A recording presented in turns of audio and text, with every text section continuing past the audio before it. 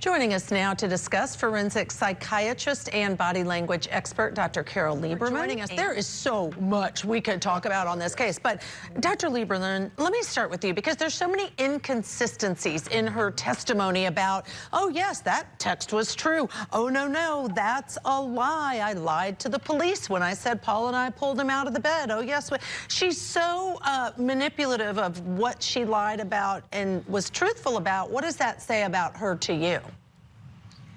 Well, she's a sociopath. She's sadistic. She tortured that poor boy. There's no question about that. But, you know, one of the things that is even more chilling about her testimony is that as she's answering these questions rather matter-of-factly, I don't remember, I do remember, you know, she's not recognizing it. She doesn't recognize that what she's talking about is torture. You know, that she doesn't feel bad about it. I mean, there's no feeling there. And it's very interesting to compare it to her other son, to Paul, when he testified yesterday. He had real emotion. You know, you could tell that he felt remorse and that he had more of an insight into what was going on. But she's just saying, you know, it's like she could be talking about her shopping list. That's a great point. Doctor, I'll even go a step further and ask you and say that not only is she not emotional, I think she's still angry at that young man. So much of what this child did angered her.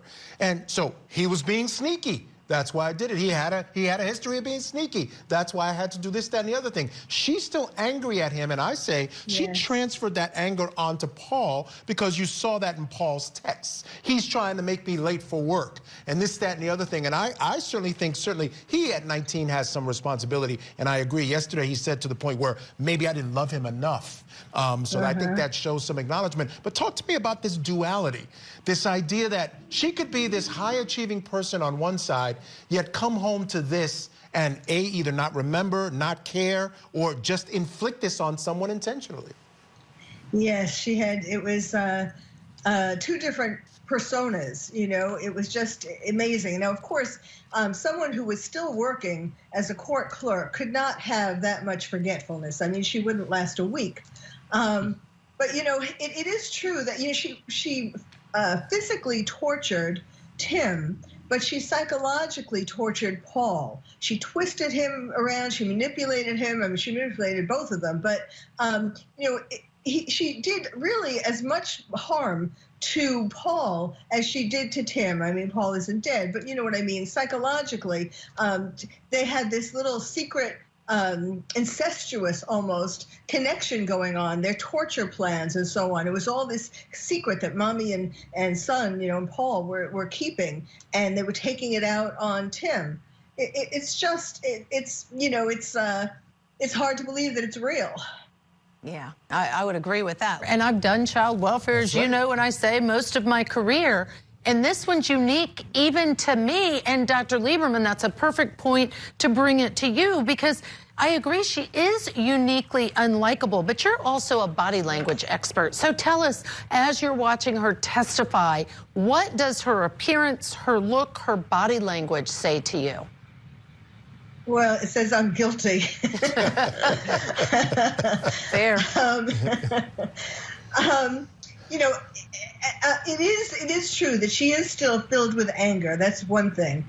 She's so self-righteous. You know, like when she keeps saying, I don't remember. Well, you know, it really doesn't matter, lady, whether you remember or not, because there are text messages and there are video. So it's, you know, the way she's saying it, like as if that's a defense. And really, it's irrelevant.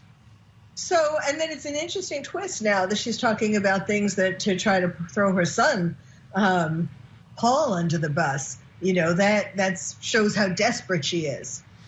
Doctor, when I heard about all her ailments, she testified on direct. She had OCD, ADHD. We heard about her insomnia, asthma. She's got some diabetes issues as well. And I thought it was a perfect storm for someone like that who has a child like she described, Timothy, someone with special needs, someone who didn't listen or maybe had their own mind or had difficulty following rules. I thought maybe it was a perfect storm that put her in a position to react to this child as opposed to the 4 others she had. Any thoughts on that? Well, it really is very interesting and sometimes tragic, obviously, when a parent has a special needs child. Some parents react to become super parents. They are especially concerned. They take them to every doctor. They spend a lot of time with them. They're hugging them all the time. They're doing all of these things, trying to be super parent to help them. And then some parents, like her, have a loathing for the child. The child is an annoyance. As the prosecutor said, the child was, here she was, she probably wanted to study for her bar or do whatever else she has to do to get licensed. And he was just being, difficult. And she didn't have any patience for him. And I think it was a projection of her own self-loathing onto him. And that torture was really sort of like torturing herself. And, when she's testifying, you can tell that she's getting pleasure. It's really sick. This is one of the most disturbing parts, that she's getting pleasure in recounting or hearing told what it is that she did to him. Wow, I didn't even notice that, but it makes 100% sense. It does, and it makes me want to throw up. I mean, that's horrible, but as you're saying that, I too am like, wow, that does make sense. Quickly, Carol, I only have a few seconds left. Any validity at all in your mind to this idea that she has either blocked that or can't remember all these things that she's saying she can't remember? No, I don't.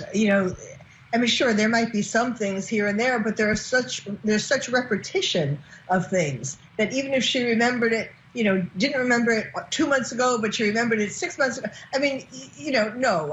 As I was saying earlier, she wouldn't have been able to stay in her job where there are lots of facts and so on. And just to think she passed the bar. I mean, you have to remember that is a real test of memory. So, it just does not make sense.